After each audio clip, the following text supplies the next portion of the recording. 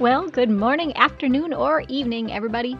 I'm Wanda Thibodeau, your host, and you have opted to download or stream Faithful on the Clock, the podcast where every cookie dunked into the milk is dunked to get your faith and work aligned. In today's episode, I'm going to piggyback on episode 83 about spiritual gifts and give you some guidance on how to find a work position that uses your gifts to a high degree. If you're feeling like all your work does is pay the bills and you want more, stick with me.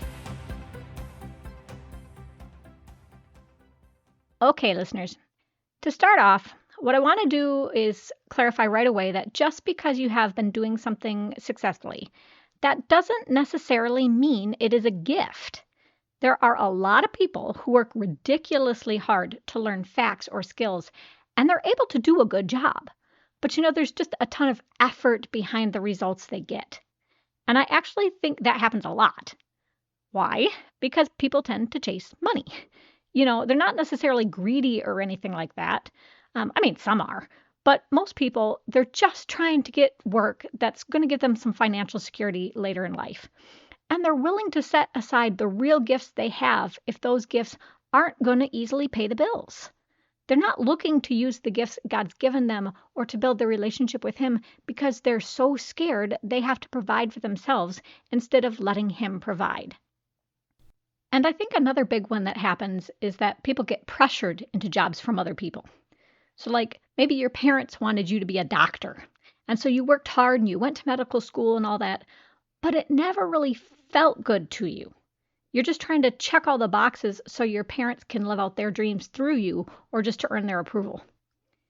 But I'll just remind you, Matthew 5 verses 14 through 16, Jesus makes it really clear that we're not supposed to put our light under a bushel basket. We're not supposed to hide what He's given to us. So the first step to finding a dream job that matches your gifts is just to consider and admit that maybe where you are doesn't necessarily even reflect your gifts. You might be at the highest level of your business and be doing all right, but that doesn't mean you're tapping what God really wanted you to be. That doesn't mean you can't acknowledge all the hard work you put in. You absolutely can feel amazing about that. I'm just saying there's a difference between things that come naturally and things you have to fight for, and I don't want you to confuse the two. Now, related to this, I'm going to give you some advice that might be a little controversial here. And it has to do with the mantra you hear all the time that you should do what you love or that you're passionate about.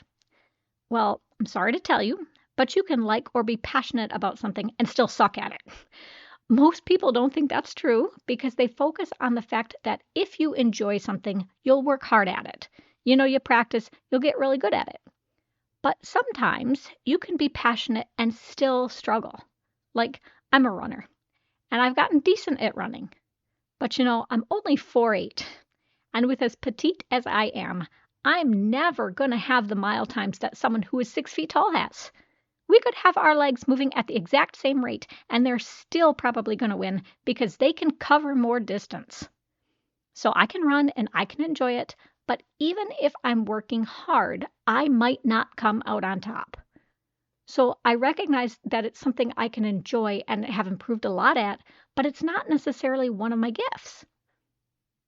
So what does that mean for you in your dream job search? It means that you have to pay more attention to things you love and the things that come easy for you. I was telling someone just the other day how, I'm a writer and a musician, and I worked hard on those things. But they kind of have always felt like home, too. And the way I described it was, it's like breathing. Most of the time, you don't even pay attention to your breathing. You just do it, right? And now sometimes, do I pay attention to it? Sure. I get out of breath because I exercised or because I was singing a long phrase. Then yeah, all of a sudden, I pay attention to what my body is doing a little more. But the point is, a lot of it just comes. It feels automatic. And I think a lot of us miss those kinds of things, and we don't see them as gifts specifically because they seem so easy or like they're no big deal. And we don't really learn to love or appreciate them because they feel so simple. Especially in corporate culture, we're told to go after the challenges. So if something is simple, we can think it's not worth valuing or caring about. But gifts, by definition, mean that whatever activity you're doing, there's not a lot of effort to it, okay? Steve Harvey, you might know him as the host of Family Feud. But man, for a comedian, he knows a thing or two about life. And the way he defines a gift is, he says a gift is something you do at your absolute best with the least amount of effort. So that's the second thing, is just to start paying attention to the things that seem like a piece of cake to you. Now, this leads to the third point I want to make.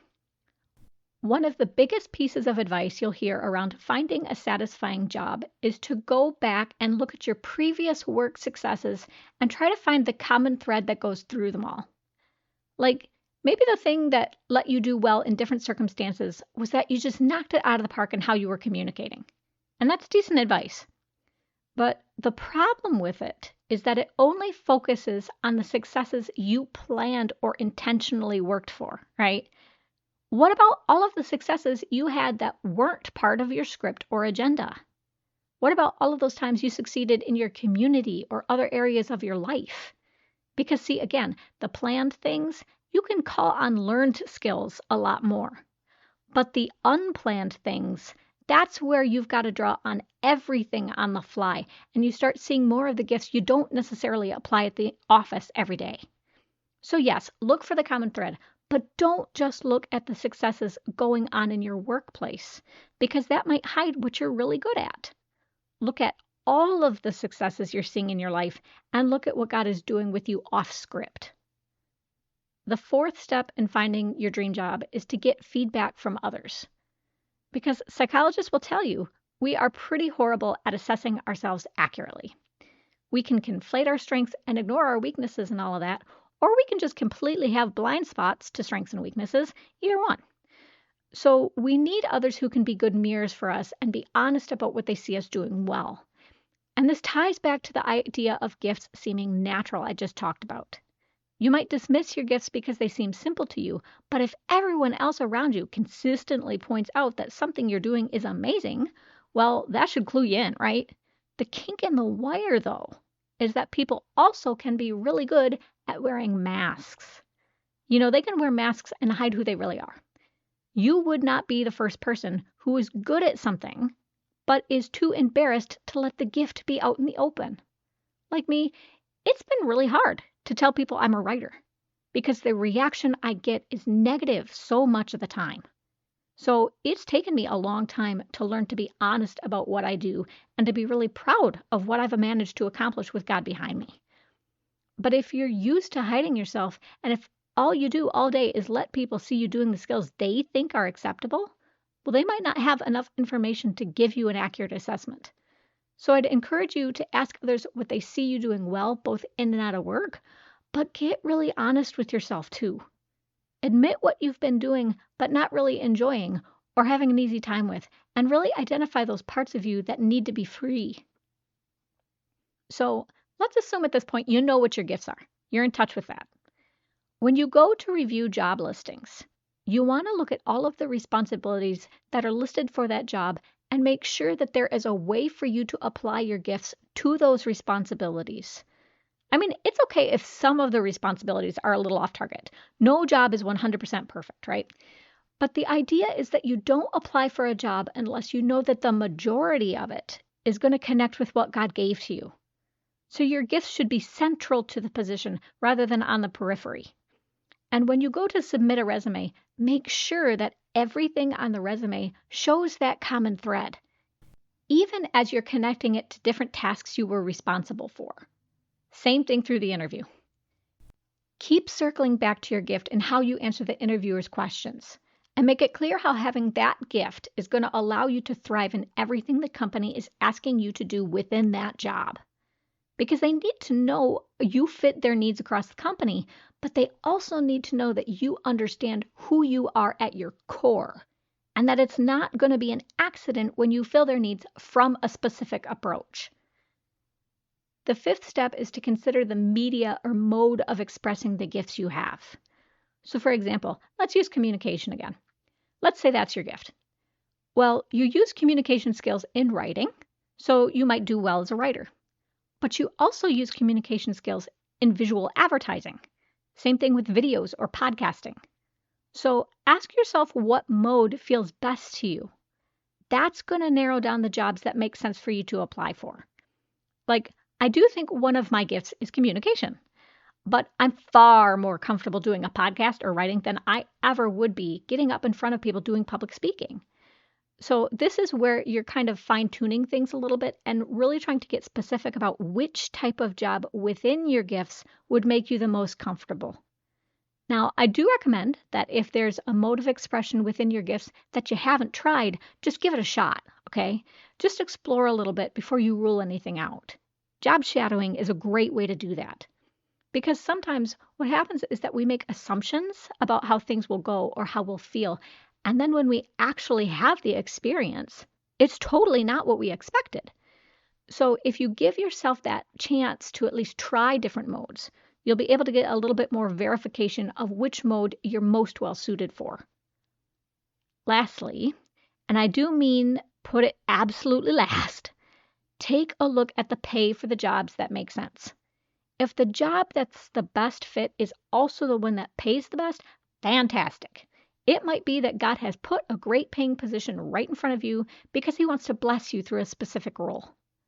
But if the job that's the best fit is not the one that pays the best, I just want you to pause and consider that there might be other non-financial blessings that come through that job. I want you to pause and ask yourself what value it has to be able to be closer to who God made you to be. I want you to pause and ask yourself how willing you are to live a life that's a little bit simpler, where you've got to lean on Him a little bit more. I'm not saying don't do the math on your rent or groceries or any of that. I don't want any of you out there going out and saying, I'm teaching everybody to be irresponsible. That's not what I'm about, okay? I'm just saying that there are a lot of ways to define success, and how much money you make is just one way, okay? And if you really trust God, making a little less shouldn't scare you too much. So if I had to sum all this up, it's all really about finding out what you've been succeeding at without really even trying, and then basing the way you job search, build your resume, and interview around what's been present in the majority of those successes. You accept that that's the core of how God built you, and you get intentional about showing companies why it's logical for them to use that core to meet the needs they have. That's not always easy, because it means you have to pay attention to what you might have overlooked. It means you can't hide yourself, and that you can't just chase and practice the skills that are trending or in the highest demand. You have to bump up your trust in God and appreciate the design He gave you a little more. So, with a lot of hope that you'll be able to do all that, let's pray. God, as we think about applying our gifts today, I think one of the saddest things is that we so often try to force ourselves into positions we weren't really made for, just because we don't feel like you're really going to give us the security we need. And my biggest prayer is that you'll help us to go after not what society is demanding that we do, not what's trendy or getting paid the highest, but what's as easy for us as breathing. In Jesus' name, I pray. Amen. Well, I'm out of words, people. You've got to wait 2 weeks for a bunch more. But when you join me for the next episode, we'll be talking about decision making. You'll learn the key elements of making choices from a biblical standpoint and how to implement those elements in your daily work tasks. In the meantime, I'd love to have you as a supporting member of the show. If Faithful on the Clock has added value to your life, go to faithfulontheclock.captivate.fm/support to sign up as a member. You can also sign up at patreon.com/faithfulontheclock. Until next time, everybody, be blessed.